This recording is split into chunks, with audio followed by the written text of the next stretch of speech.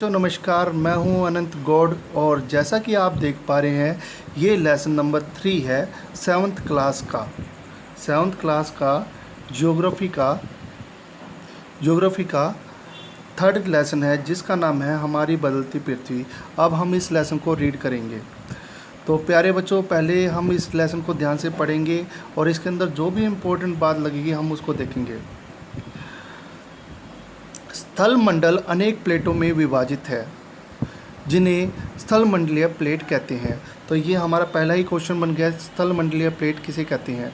इसको हम अंडरलाइन कर लेते हैं। तो स्थल मंडलीय प्लेट किसे कहते हैं।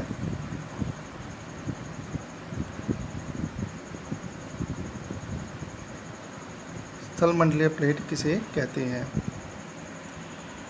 ये हमारा पहला क्वेश्चन हो गया। अब आगे देखो, आपको यह जानकर आश्चर्य होगा कि ये प्लेटें हमेशा धीमी गति से चारों तरफ घूमती रहती है।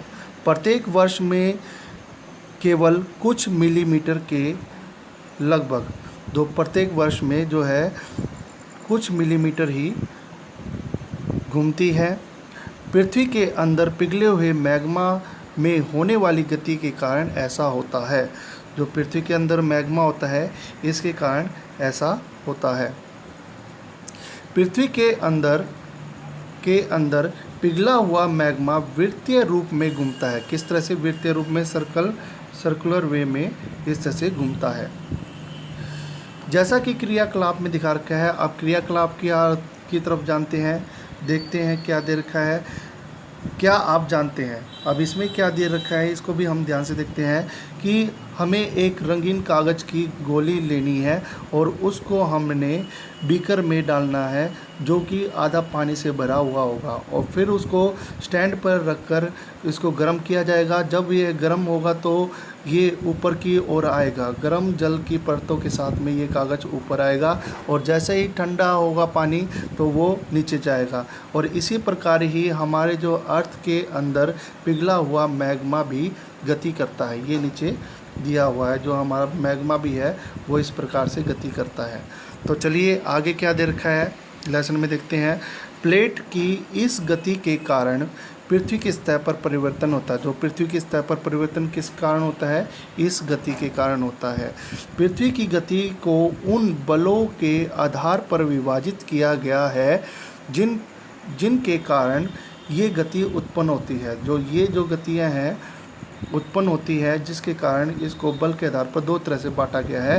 तो पहला जो दे रखा है अंतर्जनित बल और दूसरा दिया हुआ है बहिर्जनित बल। अंतर्जनित बल क्या होता है? जो पृथ्वी के आंतरिक भाग में घटित होता है, पृथ्वी के अंदरूनी भाग में, अंदर के भाग में घटित होता है, उसको अंतर्जनित बल कहते हैं। इंग्लिश में इसको एंडोजेनिक फोर्स कहते हैं। और बहिर्जनित बल जिसको एक्सोजेनिक फोर्स कहते हैं, जो पृथ्वी की सतह पर उत्पन्न होता है। तो हम इसको यहाँ पर डार्क भी कर लेते हैं। एक तो ये हमारा हो गया, ये एक फोर्स हो गया और दूसरा हमारा हो गया है बहिर्जनित बल। क्या सभी को समझ में आ रहा है मेरे प्यारे बच्चों? अब आगे क्या देखा है? अंतर्जनित बल कभी आकस्मिक माने होता है अचानक उत्पन्न हो जाते हैं और कभी धीमी गति से होते हैं। भूकंप और ज्वालामुखी भी ये ऐसी क्रियाएं होती हैं जो कि अचानक होती है, जिससे हमारी सतह पर सबसे ज़्यादा नुकसान होता है। अब नीचे डायग्राम को देखते हैं प्यारे बच्चों। ये पृथ्वी की गतियाँ हैं। पृथ्वी की गतियों को दो तरह से बांटा गया है, अंतर्जनित प्लस में बहिर्जनित। अब अंतर्जनित बल की बात करें, नंबर 1 अंतर्जनित, नंबर 2 बहिर्जनित। अब अंतर्जनित और बहिर्जनित में अंतर मैंने बता दिया है। अंतर्जनित जो पृथ्वी के अंदर होता है और बहिर्जनित जो पृथ्वी की सतह पर होता है। अब यहाँ पर दो तरह से बांटा गया है इसको, आकस्मिक बल और पटल विरूपण बल। अब आकस्मिक क्या होता है? जो अचानक वो भूकंप आ जाता है, भूकंप भी अचानक होता है, ज्वालामुखी भी होता है और भूसंकलन जिसको लैंडस्लाइड कहा जाता है, ये इनके उदाहरण माने जाते हैं। ये तीनों के तीनों अचानक उत्पन्न होते हैं। और पटल विरूपण में क्या होता है कि पर्वत निर्माणकारी बल होता है।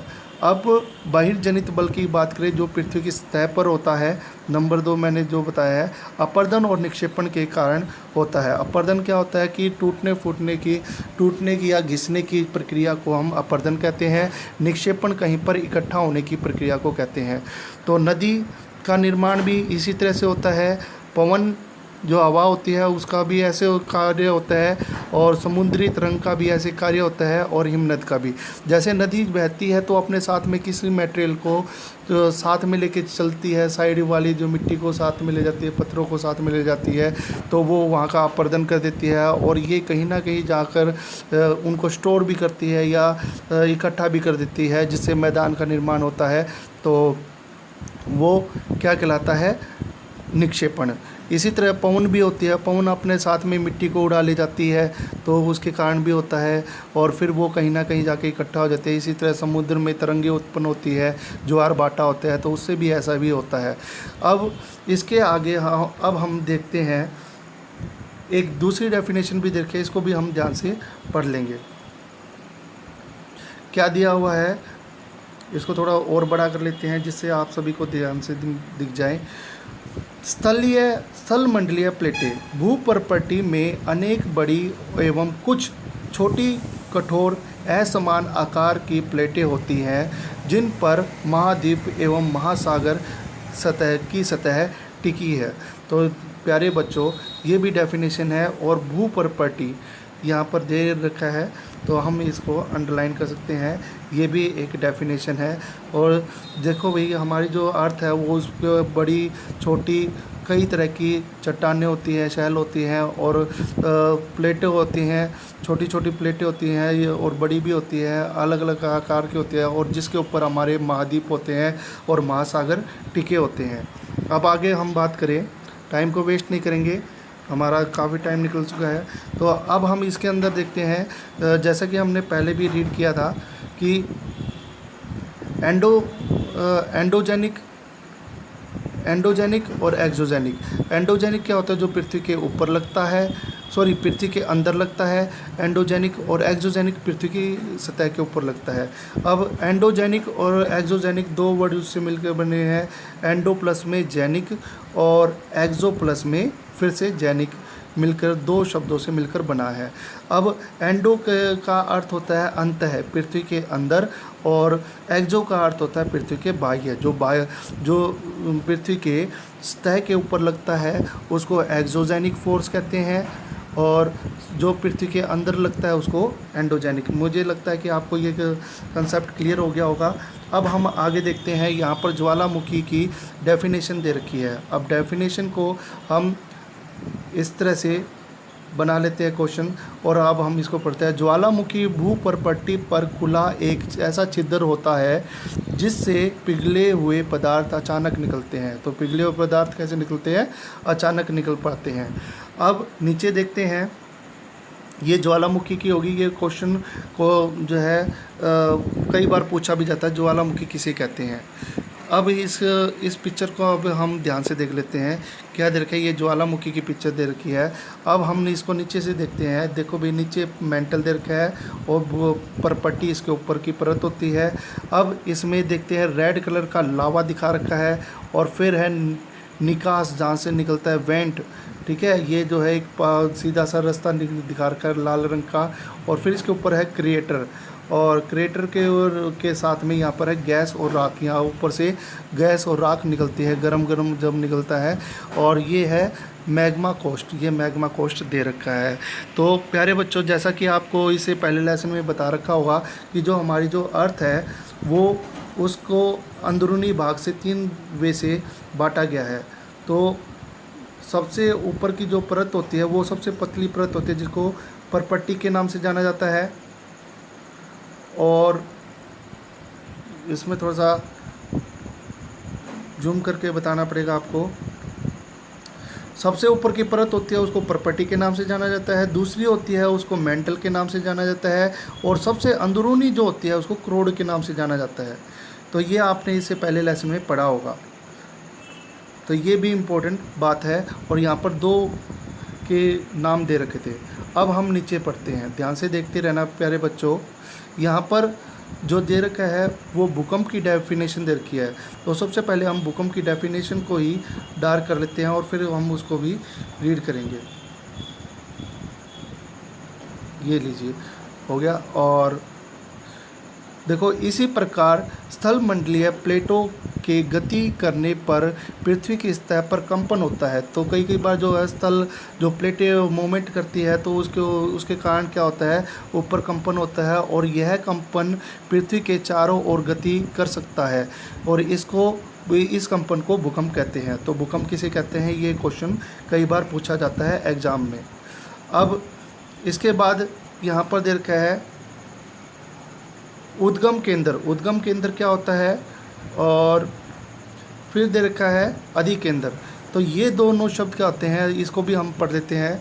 भूपर्पटी के नीचे वह स्थान जहां भूकंप आरंभ होता है उसको उद्गम केंद्र कहते हैं, और उद्गम केंद्र के भूसतह पर उसके निकटतम स्थान को अधिकेंद्र कहते हैं। तो प्यारे बच्चों, एक बार हम नीचे भी देखेंगे, नीचे इसकी पिक्चर दे रखी है। अब नीचे दे रखा है कि अधिकेंद्र के से कंपन बाहर की ओर तरंगों के रूप में गमन करती है। अधिकेंद्र के निकटतम भाग में सर्वाधिक हानि होती है। जो अधिकेंद्र का जो भाग होगा वहाँ पर सबसे ज़्यादा नुकसान होता है, और अधिकेंद्र से जितना दूर होता चला जाएगा उसका प्रभाव भी कम होता चला जाएगा। अब यहाँ पर ये भूकंप की पिक्चर दिखा रखी है।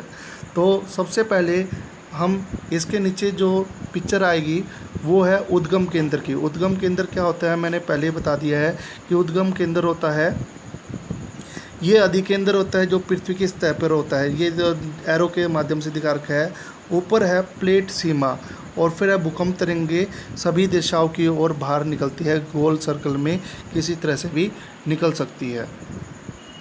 कि नीचे है उद्गम केंद्र, यह है उद्गम केंद्र जहाँ से भूकंप उत्पन्न होता है। जहाँ से उत्पन्न होगा उसको क्या कहेंगे, उद्गम केंद्र के नाम से जाना जाएगा, और वह भूकंपीय ऊर्जा का उद्गम केंद्र कहलाता है। अब यहाँ पर जो दे रखा है ये विशेष बात है कि इसको मैं थोड़ा सा और बड़ा कर देता हूँ। भूकंपीय तरंगों को 3 प्रकार से बांटा गया है। एक तो होता है पी तरंगे होती हैं जिसको अनुदैर्घ्य कहते हैं, लॉन्गिट्यूडिनल कहते हैं। एस आकार की तरंगे होते हैं, अनुप्रस्थ तरंगे जिसको कहा जाता है। एल तरंगे होती है, एल की शेप में होती है जिसको पृष्ठीय तरंग कहा जाता है। ये 3 प्रकार की भूकंप की तरंगे होती हैं। अब इसके बाद क्या दिया हुआ इसमें कि यद्यपि भूकंप की भविष्यवाणी संभव नहीं है, लेकिन यदि हम पहले से तैयार हों तो इसके प्रभाव को कम किया जा सकता है, निश्चित रूप से कम किया जा सकता है। और स्थानीय लोग कुछ सामान्य तरीकों से भूकंप की संभावना का अनुमान लगाते हैं, जैसे जानवरों के व्यवहार का अध्ययन करते हैं, तालाबों में मछलियों की उत्तेजना होती है और सांपों का धरातल पर आना। ये कुछ संकेत बताए गए हैं भूकंप के आने के।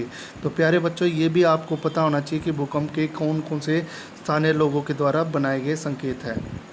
अब नीचे बात करते हैं, ज़्यादा टाइम वेस्ट नहीं करेंगे, ज़्यादा टाइम लग चुका है। यहाँ पर दे रखा है कि भूकंप को मापने का क्या आप जानते हैं, ये हम पढ़ रहे हैं, ध्यान से देखते रहना।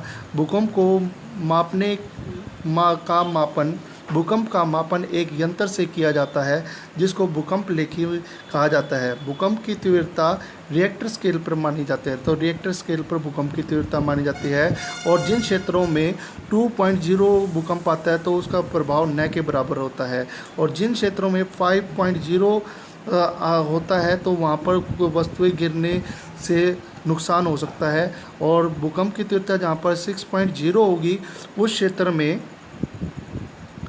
क्षेत्र में अधिक नुकसान होता है, और ये बहुत शक्तिशाली भी माना जाता है। और इससे भी शक्तिशाली होता है 7.0 तीव्रता वाला, अगर कहीं पर भूकंप आता है तो वो सर्वाधिक नुकसान पहुंचा सकता है। तो प्यारे बच्चों, एक बार हम ऊपर की साइड में देखते हैं कि यहाँ पर जो है हमारे इंडिया में 2001 में भूकंप आया था। 26 जनवरी 2001 में भूकंप आया था, और उसका जो है रिएक्टर स्केल था 6.9। ये लगभग 7 की तीव्रता से 7.0 की तीव्रता से आया हुआ भूकंप था, जिससे हमारे देश में भयंकर तबाही मची थी, जिसके बारे में आप इंटरनेट से भी जान सकते हैं। अब नीचे दे रखा है कि भूकंप के से बचाव की तैयारी, हम कैसे बचाव कर सकते हैं। तो सुरक्षित स्थान कौन कौन से होते हैं। रसोई का काउंटर हो गया, मेज़ के नीचे हो गया, या दीवार के अंदरूनी कोने हो गया। जो अंदरूनी कोने होते हैं उसके अंदर हम सेफ हो सकते हैं।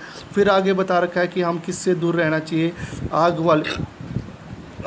आग वाले स्थान से, चिमनी के आसपास या टूट सकने वाली खिड़कियों, दर्पण और तस्वीरों से हमें बच के रहना चाहिए। और पहले से तैयार कैसे कर सकते हैं, हम अपने परिवार वालों और दोस्तों को भी इसके प्रति जागरूकता फैला सकते हैं और आपदा का सामना विश्वास से कर सकते हैं। तो थैंक यू फॉर वॉचिंग। ये इस वीडियो का पहला पार्ट है और ज़्यादा बड़ी होने के कारण हम इसको ज़्यादा नहीं कर सकते, क्योंकि ऐसा हो सकता है कि बोरियत भी महसूस हो सकती है। अब हम इसको दूसरे पार्ट में भी देखेंगे। तो प्यारे बच्चों, अगर आपको ये पसंद आया है, और मेरा प्रयास भी रहेगा 100% कि आपको हर कंसेप्ट क्लियर हो। तो थैंक यू फॉर वॉचिंग।